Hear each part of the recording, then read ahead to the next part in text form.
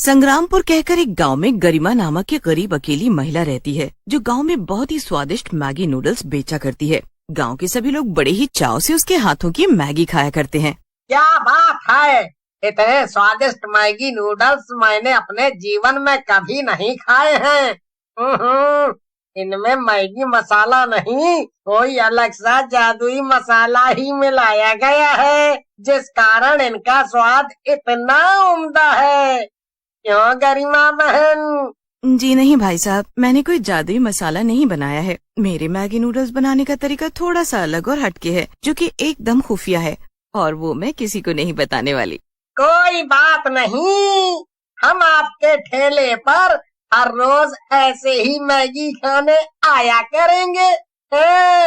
आप बेफिक्र रहिए। जी ठीक है। दिन हो या रात, गरिमा के ठेले पर हर समय ग्राहकों का आना जाना लगा ही रहता है।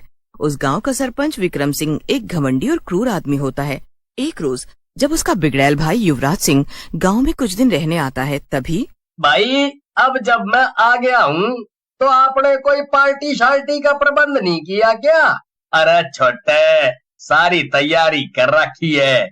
अब मेरे दोस्त भी आ रहे हैं और फिर हम सारे मिलकर पार्टी करेंगे।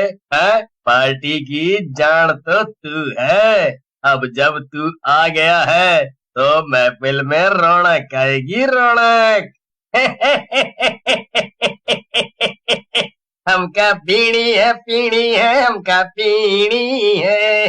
कुछ देर बाद सरपंच के दोस्त आते हैं और फिर सभी एक साथ मिलकर पार्टी करते हैं। अगले दिन युवराज और विक्रम दोनों भाई गांव में घूम रहे होते हैं। तभी वहाँ पर युवराज की नजर गरिमा पर पड़ती है और वो बस उसे देखते ही रह जाता है। अरे वाह, इतनी ज्यादा खूबसूरत लड़की मैंने आज तक नहीं देखी भाई। ये लड़की देखो। क्या छोटे है? अरे तू ठहरा हमारा भाई, इस गांव के सरपंच का भाई, और तुझे ये 2 कौड़ी की मैगी नूडल्स वाली पसंद आई है। जो भी हो भाई, लेकिन लड़की है बड़ी सुंदर। मैं जाकर बात जरूर करूंगा। दोपहर का समय होने के कारण ठेले पर उस वक्त कोई नहीं होता सिवाय गरिमा के। अरे वाह, क्या खुशबू है मैगी नूडल्स की। भाई मजा ही आ गया कति। जब खुशबू ही इतनी बेहतरीन है तो स्वाद कैसा होगा? यूं सही कहा ना? जी भाई साहब। अरे रे रे, मैं तुम्हारा भाईजान बनने नहीं, पति बनने आया हूँ। पहली नजर वाला प्यार हो गया तुमसे। चलो अब हमारे साथ प्यार चालो। क्या? ये आप क्या कह रहे हैं? अरे हिंदी समझना आती क्या तुझे? अरे मुझे तू बहुत पसंद आ चुकी है और अब तू मेरी बीवी बनेगी। नहीं नहीं नहीं, ये नहीं हो सकता। मुझे मना करने वाली तू होती कौन है रे? तू जानती भी है कि मैं कौन हूँ? देखिए, आप होंगे किसी के भी भाई, लेकिन मैं आपसे शादी नहीं कर सकती। मैं कोई ऐरी गैरी लड़की नहीं हूँ, इसलिए चले जाइए आप यहाँ से। के कहा? तेरी इतनी हिम्मत, तू मुझसे जुबान लड़ाकर बात करेगी? अब देख तू, तुझे तो अब मेरे साथ ब्याह रचाना ही होगा, चाहे कुछ भी हो जाए। अगले दिन युवराज अपने आदमियों से कहकर गरिमा को अगवा करता है और वो लोग उसे विक्रम के बंगले पर ले जाते हैं, जहाँ पर मंडप बंधा होता है। छोड़ो, छोड़ दो मुझे, छोड़ो। क्यों कर रहे हो मेरे साथ ये जबरदस्ती? नहीं नहीं। चुप हो जा अब। और अब तुझे मेरे साथ शादी करनी पड़ेगी, चल, वरना मैं आज तुझे गोली मार दूंगा।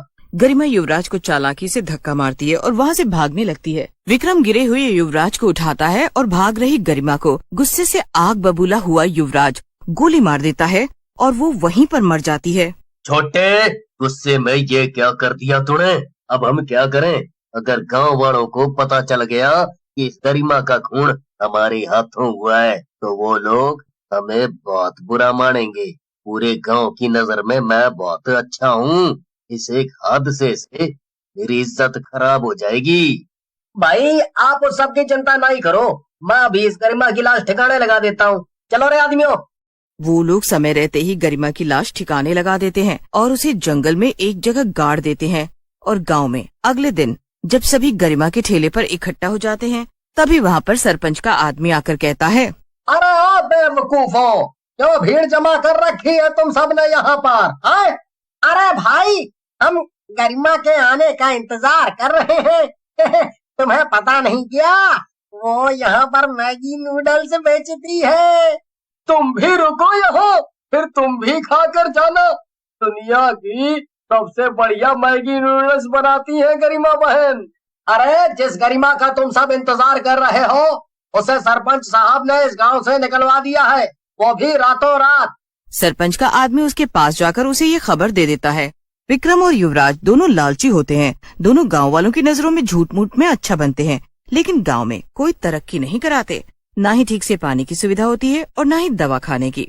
मरने के बाद गरिमा अब एक चुड़ैल बन जाती है।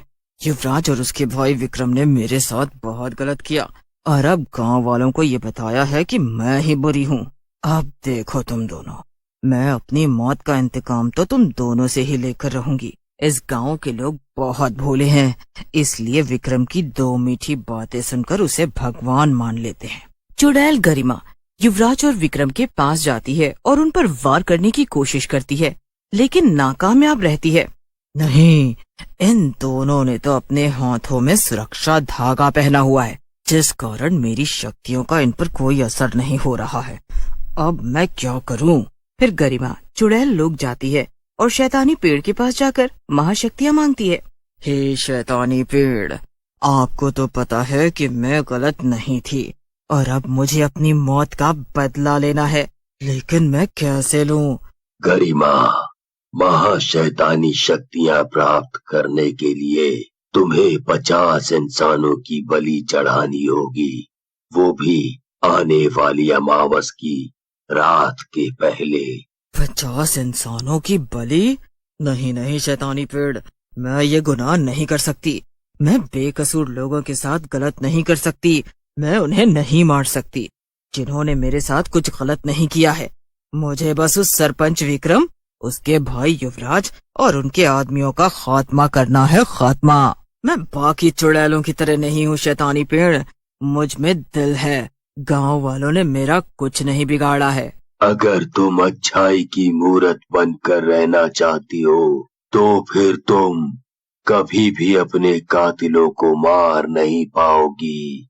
अपने कातिलों का अंत करना है ना तुम्हें?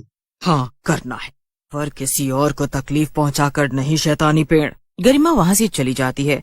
वो गांव के मंदिर के बाहर खड़ी होती है, क्योंकि एक चुड़ैल होने के कारण वो मंदिर के भीतर नहीं जा पाती। भगवान जी, मेरा क्या कसूर था? मैं ईमानदारी से पूरी मेहनत से मैगी नूडल्स बेचा करती थी, लेकिन उन दोनों मूर्ख आदमियों ने मुझे मार डाला। युवराज ने मुझसे जबरदस्ती शादी करने का प्रस्ताव रखा। मेरे साथ इतना अन्याय हुआ और आपने ये सब होने दिया। ये आपने सही नहीं किया भगवान जी। गरिमा रो ही रही होती है कि तभी मंदिर में से एक अलौकिक रोशनी उजागर होती है और वो सीधे गरिमा के ऊपर जाकर गिरती है, जिसे देखकर गरिमा आश्चर्यचकित हो जाती है। तभी अचानक से गरिमा एक इंसान में बदल जाती है और उसके पास अब दैविक शक्तियां आ चुकी थी। आपका बहुत बहुत धन्यवाद भगवान जी। मैं जानती हूँ आप अपने भक्तों के साथ कभी कुछ गलत नहीं होने दे सकते। गरिमा गांव में जाती है, जहाँ पर युवराज और विक्रम दोनों भाई लोगों की नजरों में अच्छा बनने के लिए उन्हें भाषण दे रहे होते हैं। अब तू क्या, कोई भी मेरा बाल बांका नहीं कर सकता, क्योंकि मुझे स्वयं भगवान जी ने चुड़ैल से इंसान बनाया है और साथ ही दैविक शक्तियां भी दी हैं। अब तुम दोनों का खेल खत्म।